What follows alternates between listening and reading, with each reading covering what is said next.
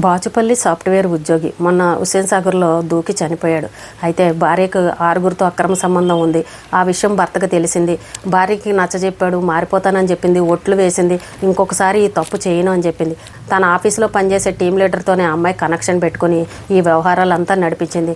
ఆ అమ్మాయికి ఎవరితో అయితే కనెక్షన్లు ఉన్నాయో వాళ్ళతోటి అసభ్యకరమైన వీడియోలన్నీ తీసి ఒకరినొకరు షేర్ చేసుకోవడం, అవతలున్న ప్రేడ్ తీసుకెళ్లి దాన్ని ఇన్స్టాగ్రామ్లో పెట్టడం, అది భర్తకు తెలియడం, ఇదంతా పెద్ద గొడవైంది.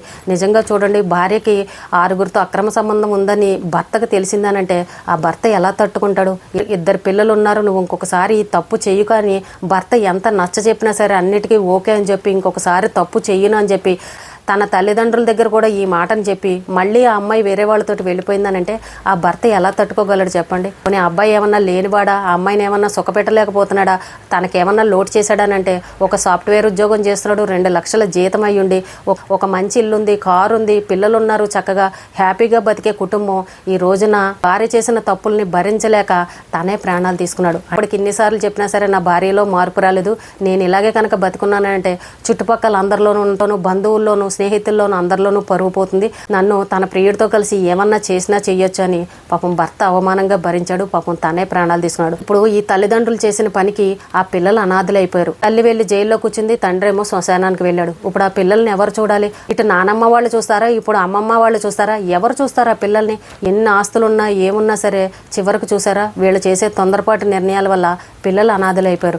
భర్త స్నేహితులతోటి ఇలా అక్రమ సంబంధాలు పెట్టుకోవడం, పైగా వాటిని వీడియోల్లో తీసుకుని సోషల్ మీడియాలోకి వెళ్ళేదాకా ఉంది అని అంటే మరి అవతల వాళ్ళు కూడా ఎంత దుర్మార్గులో దీన్ని బట్టే అర్థమవుతుంది. ఈ అమ్మాయి చదువుకున్నప్పటి నుంచి school friends, college friends, degree friends, చివరికి భర్త ఆఫీస్లో ఉన్న వాళ్ళు కూడా ఈ అమ్మాయికి ఫ్రెండ్స్ అయిపోయారు. అలాగే దీంతోపాటు ఇంకొక 2 ఆడవాళ్ళు కూడా ఈ అమ్మాయికి బాగా సపోర్ట్ చేశారంట. వాళ్ళతోటి కలిసి మొత్తం ఈ వ్యవహారం అంతా నడిపించింది. చివరికి భర్త ప్రాణాలు తీసుకునేలాగా చేసింది. సరే, భర్త చనిపోయాడు, చేసింది తప్పు, నా పిల్లలు అన్యాయం అయిపోతారు, ఇక నుంచైనా నేను జీవితంలో తప్పు చేయకూడదు, జాగ్రత్తగా ఉందామన్న ఆలోచన ఆ అమ్మాయిలో కొంచెం కూడా రాలేదు. భర్త చనిపోయిన నెల రోజులు కాకుండానే ఆ ప్రియుడు ఎవరైతే ఉన్నారో ఆ ప్రియుడి దగ్గరికి వెళ్ళిపోయి శుభ్రంగా ఆ ప్రియుడిని పెళ్లి చేసుకుంది. అంటే ఆ అమ్మాయి మనస్తత్వం చూసారా ఎంత దారుణంగా ఉందో? కన్న పిల్లల గురించి కూడా ఆ అమ్మాయి ఎక్కడా ఆలోచించట్లేదు. అయ్యో, నేను ఈ పని చేస్తే రేపు నా పిల్లల పరిస్థితి ఏంటి? ఈ చేసుకున్నవాడు నా పిల్లల్ని చూస్తాడా? నా భర్తకి 2 లక్షల జీతం, నన్ను ఇంత ప్రేమగా చూసుకున్నాడు, కారుల్లో తిప్పాడు, గోవా అంటే తిప్పాడు, ఇల్లు గోపురాలు తిప్పాడు, ఎక్కడ కావాలంటే అక్కడ తిప్పాడు, నా భర్త నాకు ఏం లోటు చేశాడు, ఈ ప్రేమించిన వాడితోటి వెళ్ళిపోతే నా జీవితం ఏంటని ఆ అమ్మాయి ఒక్క క్షణం కూడా ఆలోచించలేదు. ఆ చనిపోయిన సీతారాం మాత్రం 19 పేజీల లెటర్ని రాశాడు. ప్రతి చిన్న విషయాన్ని కూడా ఒక పెన్ డ్రైవ్లో దాచిపెట్టాడు. తండ్రికి అప్పచెప్పాడు, ఇలా చేసింది, నేను ఎవరికి చెప్పుకోలేని పరిస్థితి, ఇలాంటి విషయాలు నేను ఎవరికి చెప్పుకోనని పాపం ప్రతి విషయాన్ని కూడా ఆ 19 పేజీల లెటర్లో రాసి పాపం అతను చనిపోయాడు. అంటే ఇప్పుడు ఈ భార్యని ఏం చేయాలి చెప్పండి? అంత మంచి భర్తని దూరం చేసుకుని ఇది ఈ రోజున ఏమి సాధించినట్టు? పోలీసులు కూడా ఆ అబ్బాయి బతుకున్నప్పుడు కంప్లైంట్ ఇచ్చినప్పుడు పట్టించుకుని ఉండుంటే ఈ రోజున అబ్బాయి ప్రాణాలతో బతికేవాడు. కానీ పోలీసులు కూడా ఏమీ పట్టించుకోలేదు. ఇంకా ఆ బాధను భరించలేక ఎవరికి చెప్పుకోవాలో తెలియక, భార్యలో మార్పు రాక, ఇంకా ఏది జరిగితే జరిగింది, నేను ఈ మానసిక బాధ భరించలేకపోతున్నానని ఆ అబ్బాయి ప్రాణాలు తీసుకున్నాడు. చూడండి, ఇప్పుడు ప్రాణం పోయిన తర్వాత పోలీసు యంత్రాంగం కదిలింది. తల్లిదండ్రులు కంప్లైంట్ ఇచ్చిన తర్వాత ఇప్పుడు ఆ అమ్మాయిని అరెస్ట్ చేశారు. ఆ మిగిలిన వాళ్ళు ప్రియుడు, ఈ అమ్మాయికి ఎవరెవరితో కనెక్షన్ ఉందో వాళ్ళందరినీ కూడా ఇప్పుడు అరెస్ట్ చేశారు. చూసారా, తల్లేమో జైలుకి వెళ్ళింది, తండ్రి ఏమో శ్మశానానికి వెళ్ళాడు, పిల్లలేమో అనాథలుగా మిగిలారు. మరి మీకు ఇష్టం లేనప్పుడు భర్తకు చెప్పి విడాకులు ఇచ్చేసి శుభ్రంగా అమ్మాయి వెళ్ళిపోవచ్చు కదా? భార్య అన్ని ఘోరమైన తప్పులు చేసినా సరే ఆ సీతారాం క్షమించాడు. అప్పుడు కూడా అమ్మాయిలో మార్పు రాలేదు. దొంగేడుపులు ఏడ్చి మళ్ళీ ప్రియుడితో కలిసి వెళ్ళిపోయింది. ఏ భర్త భరిస్తాడు చెప్పండి? నిజంగా అబ్బాయి చాలా మంచివాడనే చెప్పాలి. భార్యకు 6గురితో అక్రమ సంబంధాలు ఉన్నాయని తెలిసినా సరే అంత ధైర్యంగా బతికాడు చూసారా? భార్యను అంత కన్విన్స్ చేశాడు చూసారా? నిజంగా అబ్బాయి ఎంత ధైర్యవంతుడో దాన్ని బట్టే అర్థమవుతుంది. ఇప్పుడు ఆ అమ్మాయి జీవితం ఏమైంది? ఇటు పిల్లలకు దూరం అయిపోయి, అటు భర్తకు దూరం అయిపోయి ప్రియుడిని పెళ్లి చేసుకుంది. సరే, తర్వాత బెయిల్ మీద బయటకు వస్తుందా, చస్తుందా, ఇంకొకటి ఏదైనా కానివ్వండి, ముందు తల్లిదండ్రులు గెంటేస్తారు, తర్వాత ఈ అత్తమామ రానివ్వరు, ఇటు చేసుకున్న భర్త ఉండడు, ఆ ప్రేమించిన వాడు కూడా వదిలేశాడు అనుకోండి, ఆ అమ్మాయి బతికేంటి అసలు? కొంచెమైనా ఆలోచన ఉందా? ఆ ప్రేమించిన వాడు ఈ 2 పిల్లల్ని చూస్తాడా? జీవితకాలం ఈ పిల్లలకి తండ్రి లేని బతికి అయిపోయింది కదా. అంటే తల్లి చేసిన తప్పుల వల్ల చూసారా పిల్లలు ఎలా అనాథలు అయిపోయారో? ఎప్పటికైనా మధ్యలో వచ్చిన వాడు మధ్యలోనే పోతాడు. జీవితకాలం మీతోనే ఉంటాడని మాత్రం అనుకోకండి. మీరు వయసులో ఉండే అందంగా ఉన్నారు కాబట్టి ఏమన్నా మీ మీద మోజు చూపించచ్చేమో కానీ కొంతకాలం అయిన తర్వాత ఆ వయసు అయిపోతుంది, ఆ మోజు కూడా తీరిపోతుంది. అప్పుడు అతను కూడా వదిలేశాడు అనుకోండి, ఆ అమ్మాయికి ఎటు కానీ దిక్కులేని బతుకైపోతుంది. బంగారం లాంటి భర్తని 2 లక్షలు సంపాదించే ఆ భర్తని ఆ అమ్మాయి ఈ రోజున కాల్దనుకుని ఎవడో మాటలు నమ్మింది అని అంటే ఇంతకన్నా మూర్ఖంగా ఉండేవాళ్ళు ఉంటారండి. కనీసం ఆ అబ్బాయి ధైర్యంగా బతికి భార్య చేసిన తప్పులన్నింటినీ బయటపెట్టి ఆ భార్యకి విడాకులు ఇచ్చేసిన నిజంగా హ్యాపీగా బతికేవాడేమో. తల్లిదండ్రులు ఉన్నారా పిల్లల్ని చూసుకునేవాళ్ళు, లేదనంటే ఆ అబ్బాయికి కొన్నాళ్ళ తర్వాత ఇంకొక పెళ్లి చేయడమో, లేదంటే ఆ తల్లిదండ్రులే చూసుకోవడమో ఏదో ఒకటి జరిగేది. అంటే ఆ అబ్బాయి ఎంత సంస్కారవంతుడో దీన్ని బట్టే అర్థమవుతుంది. అదే కనుక నా భార్య ఏం చేస్తా చేసిందిలే మనం చూసి చూడనట్టు ఊరుకుందామని చెప్పేసి ఇంట్లో ఏదో చిన్న చిన్న గొడవలు పెట్టుకుని అలా సైలెంట్గా ఉన్నాడు అనుకోండి, ఇతను అడ్డం తొలగించుకోవడం కోసం ఆ ప్రియుడితో కలిసి ఏదో ఒక రోజున ఈ భర్తనే లేపేస్తుంది. అంటే ఈ అబ్బాయి బతుకున్నా కూడా మనశ్శాంతి అనేది ఉండదు. అసలు కేసులకు భయపడట్లేదు, సొసైటీ ఏమనుకుంటుందా అని భయపడట్లేదు, కన్న తల్లిదండ్రులకు భయపడట్లేదు, అయ్యో నా పిల్లలు అన్యాయం అయిపోతారు కదా అని పిల్లల కోసం ఆలోచించట్లేదు.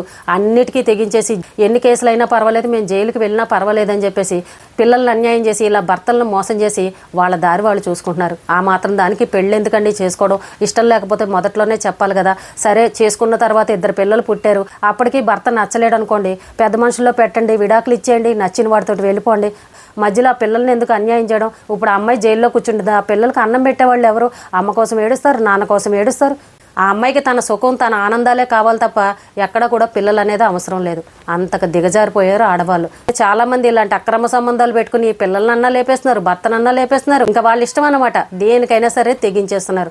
కానీ ఈ అబ్బాయి నిజంగా ఎంత మంచివాడైతే ఈ రోజున 19 పేజీలు లెటర్ రాసి భార్య చేసిన తప్పులన్నింటినీ పెన్ డ్రైవ్లో తీసిపెట్టి పాపం తన జీవితాన్ని ముగించుకున్నాడు అని అంటే ఎంత బాధాకరంగా అనిపిస్తుందో.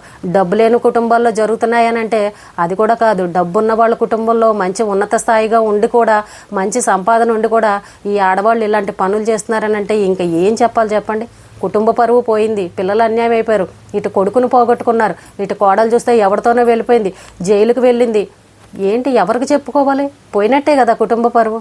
పాపం ఏమీ తెలియని పిల్లలు, మన వల్ల పుట్టిన పిల్లలు, ఆ పిల్లల జీవితాలను ఎందుకు నాశనం చేయాలని ప్రతి ఒక్కరూ ఆలోచించుకోవాలి. ఇటు భర్త అయినా సరే, భార్య అయినా సరే, పిల్లల గురించి ఆలోచించండి. మీకు ఇష్టం లేదనంటే విడాకులు తీసుకుని వెళ్ళిపోండి. అంతేగాని ఒకరు చచ్చిపోవడం, ఒకరు జైలుకి వెళ్ళడం, పిల్లలు అనాథలు అవ్వడం నిజంగా తలుచుకుంటేనే నిజంగా ఆ కుటుంబ పరిస్థితి ఏంటా అని అంత బాధ అనిపిస్తుంది. ఆ తల్లిదండ్రులు కన్నీళ్ళు పెట్టుకుని మీడియా వాళ్ళకి చెప్పుకుంటుంటే నిజంగా ఇంకా బాధగా అనిపిస్తుంది. నిజంగానే అమ్మాయికి ఇష్టం లేదు అని అంటే విడాకులు ఇచ్చి వెళ్ళిపోతే మేమేమీ అనేవాళ్ళం కాదు కదా, మా కొడుకుని ఎందుకు ఈ రకంగా చేయడం అని ఆ తల్లిదండ్రులు ఏడుస్తున్నారు. చూసారా అండి సొసైటీలో ఎలాంటి గొడవలు జరుగుతున్నాయో.